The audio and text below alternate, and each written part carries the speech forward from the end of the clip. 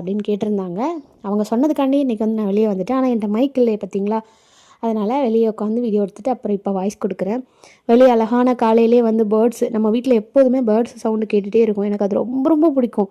குருவிகள், பேர்ட்ஸ் எல்லாமே நிறைய இருக்குது நம்ம வீட்டை சுற்றி. நம்ம வீட்டிலே வந்து நிறைய பெட்ஸ் இருக்காங்க. பெட்ஸ்னால் நான் வளர்க்குறதில்ல, அவங்களே தன்னால் இங்கே வந்து வீடெல்லாம் கட்டி நிறைய இருக்காங்க. வீடை சுற்றி சுற்றி கூடுகள் அவ்வளோ இருக்குது. எறும்புலேருந்து ஸ்டார்ட் பண்ணி பெருச்சாளி வரைக்கும் இருக்காங்க. எல்லாருமே இருக்காங்க. யாரையோ நிறைய பேர் சொல்லுவாங்க இவங்களெல்லாம் மறந்து வை அப்படின்னா, ஐயோ அவ்வளோ கொலவனை சொல்கிறீங்களா அப்படி சொல்லிட்டு எனக்கு எந்த ஒரு உங்களுக்கு தெரியாது, சொன்னால் வந்து நீங்கள் சிரிப்பீங்க, இல்லை என்னடா இப்படிலாம் சொல்கிறாங்க அப்படின்னு நினைப்பீங்க. ஆனால் உண்மையே அதுதான். அதனால் எறும்பாக இருந்தாலும் நம்ம வீட்டில் வந்து எறும்பு பொடி அலவுடு கிடையாது. எறும்பு பொடியோ எறும்பு சாக் பீஸோ எதுவுமே இது பண்ணக்கூடாது. அந்த மாதிரி எனக்கு அதில் விருப்பம் கிடையாது. ஒரு குட்டி கதை சொல்கிறேன். ஒரு 2 இயர்ஸ் முன்னாடி அந்த இதுக்கு முன்னாடி இன்னொரு வீட்டில் இருந்தேன். அந்த வீட்டில் பெட்ரூமில் நான் நைட்டு பால் குடிச்சிட்டு அந்த கிளாஸை வைப்பேன் இல்லையா, அன்றைக்கி வந்து எப்போவுமே கிச்சனில் கொண்டு உடனே வச்சுருவேன். அன்றைக்கி ரொம்ப டயர்டாக இருந்தனால கீழே வச்சுட்டேன். பால் குடிச்சிட்டு காலையில் எழுந்துச்சி பார்க்க கடியெறும்பு பார்த்திங்கன்னா அவ்வளோ எறும்பு. அதுக்கு வந்து வேறு யாராவது இருந்தால் என்ன பண்ணியிருப்பாங்கன்னு எனக்கு தெரியாது. உடனே க்ளீன் பண்ணியிருப்பாங்க இல்லையா, அட்லீஸ்ட் கொல்லாட்டாலும் தூத்து தள்ளியிருப்பாங்க. நான் வந்து 3 நாள் ஆச்சு அந்த எறும்பு தன்னால் வீட்டை காலி பண்ணி போகிறதுக்கு. பெட்லேருந்து தாவி குதித்து ஓடுவேன். அதுக்கப்புறம் பெட்டுக்கு தூங்க வரும்போது தாவி குதித்து வருவேன். அந்த மாதிரி 3 நாளாக அதை நான் கிளியர் பண்ணவே இல்லை.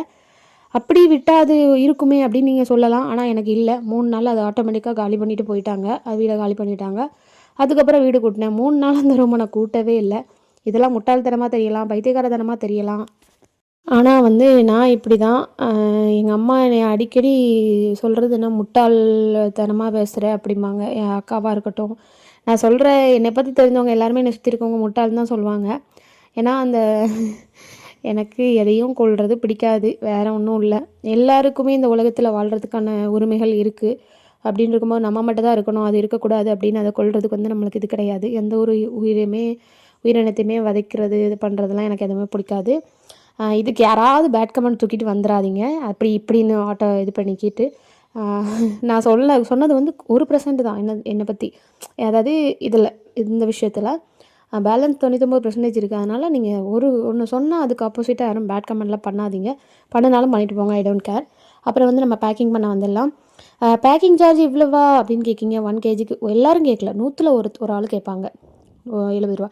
இந்த பார்த்தீங்களா எவ்வளோ தெரியுமா பொருள் வாங்க வேண்டியிருக்கு. பபிள்ஸ் பேப்பர் வாங்கணும், அப்புறம் வந்து இந்த ஸ்டாப்லர் பின்னு, அப்புறம் வந்து கொரியர் கவரு, மார்கர் வாங்கணும். மார்கர் வந்து ஒரு 10-20 இதுக்கு தான் நான் எழுதுகிறேன், அதுக்கப்புறம் காலியாக போயிடுது. இது வந்து பர்மனெண்ட் மார்க்கர்னு சொல்லுவோம் இல்லையா, ஒன்று 20 ரூபா. எவ்வளோ வாங்கினாலும் காலியாக போயிடுது. அப்புறம் கவர் வாங்கணும்.